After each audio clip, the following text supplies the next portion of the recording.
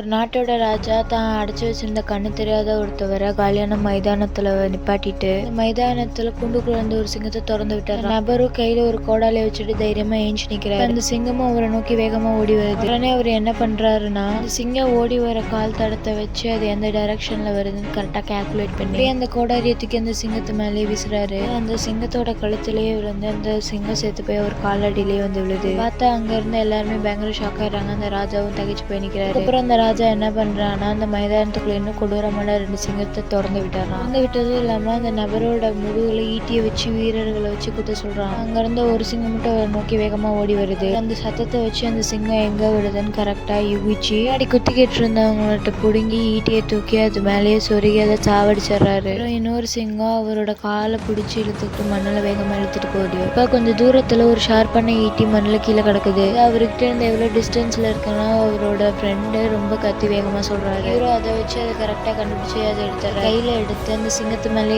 ஏறி உட்காந்து அது மேலே ஓங்கி குத்தி அதை சாவடிச்சிடுறாரு.